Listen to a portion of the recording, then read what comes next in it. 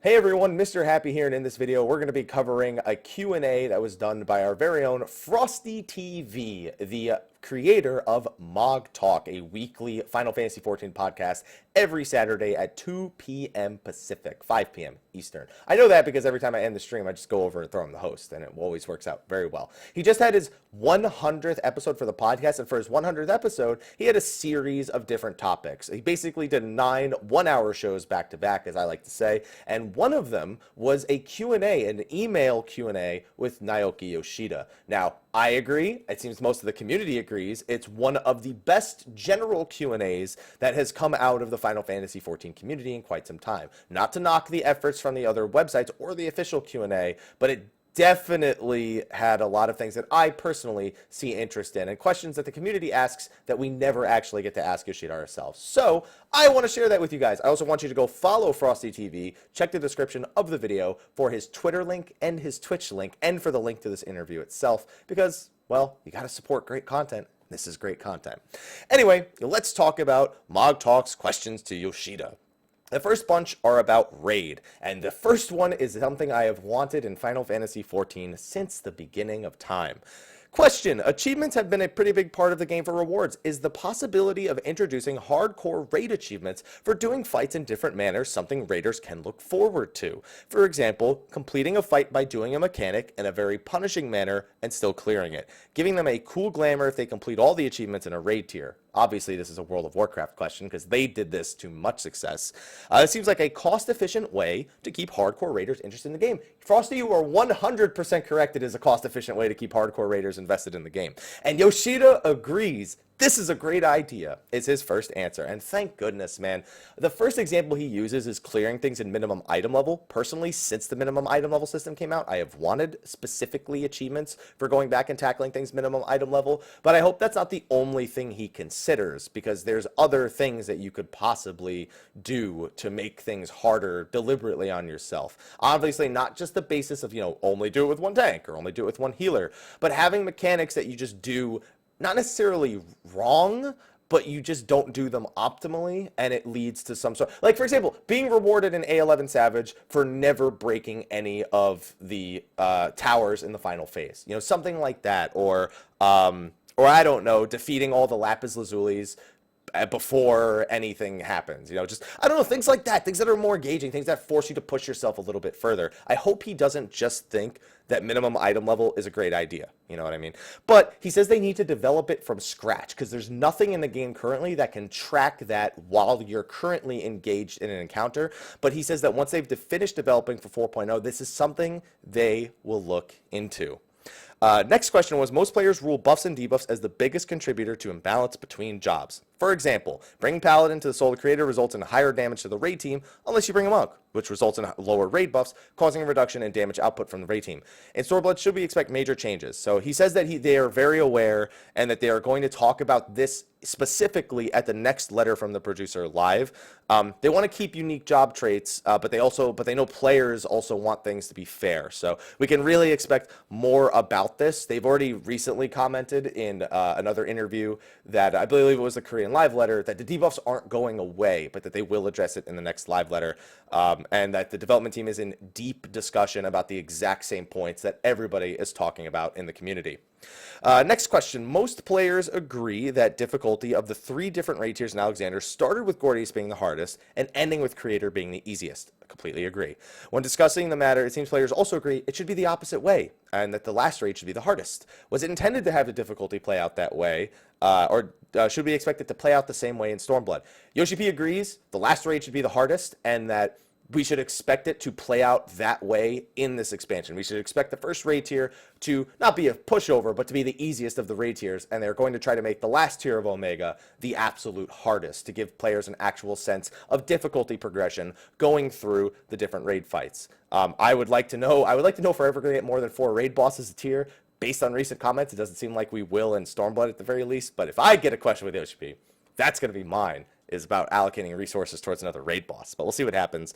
And then he just comments about how Gordius Savage was ridiculous and how players asked for hard content, so they did it, and then they said it was too hard, so they toned it down. You know, that talk that we've had a million times. But Omega should have a gradually building difficulty, unlike pretty much both the other raid tiers. Bahamut was the same way, where second coil is generally considered to be the hardest. PvP, at the moment, every PvPer I've spoken to has claimed the disable of chat and the feast is the major factors to why they don't participate in anymore. Frosty, you're doing God's work. Let me just tell you that right now. And Yoshi P, he had an answer for you. I'm planning to make a forum post addressing this by the release of Stormblood, so if you could kindly stand by. It's not an answer, but clear. He didn't try to beat around the bush and act like it wasn't a problem. He just said, I will be addressing this. Which is good. It's good to know that he's not ignoring it and thinking that it's working out perfectly fine. Thank you. The matches in the various FanFests were definitely a highlight for any players who enjoy competitive PvP. What can avid PvP players look forward to in regards to competition, such as the one held at the event this year?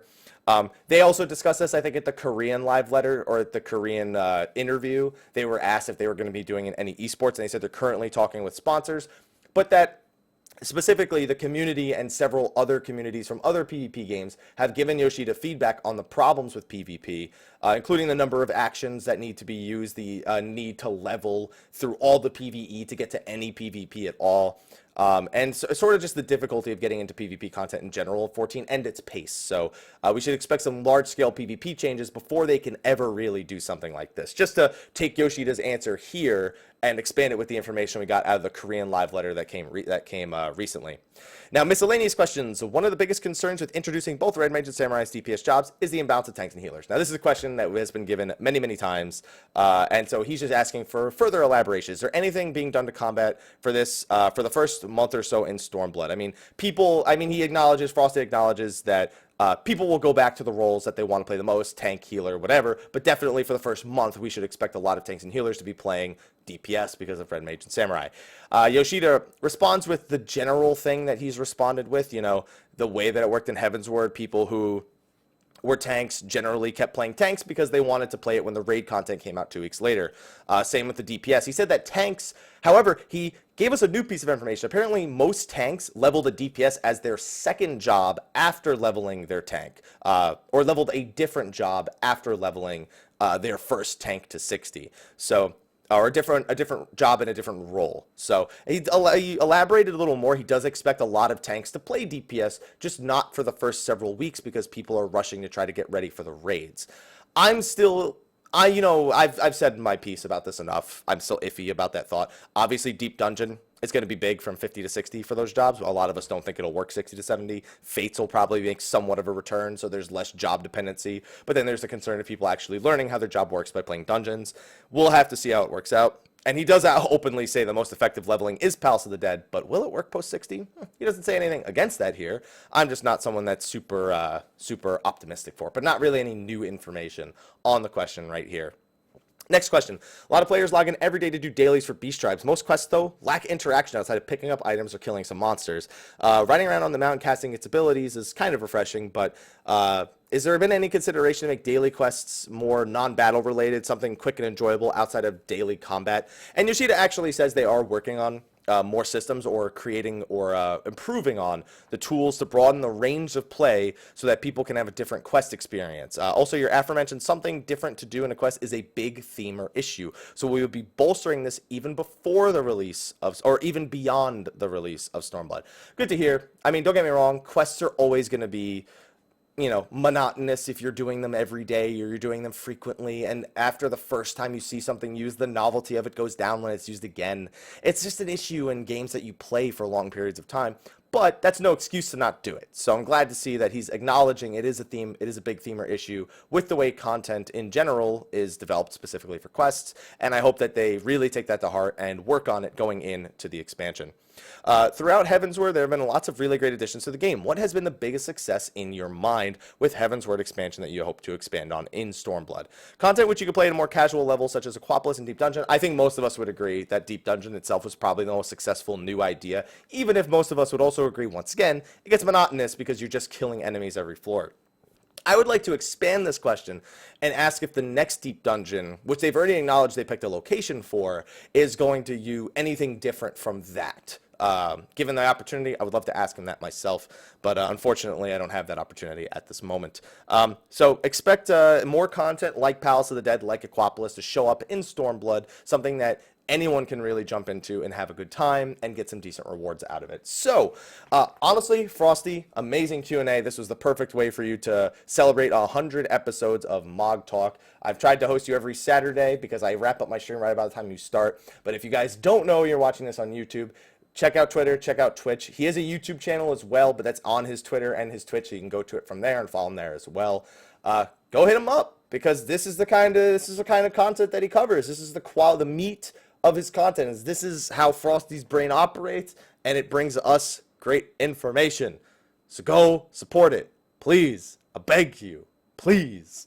Okay, on that note, though, thank you again, Frosty, for doing this. I'm going to wrap up. I got plenty more videos to record. Thank you for watching. Be sure to like, favorite, subscribe, and share, and click the damn links that have his stuff in it. Do it.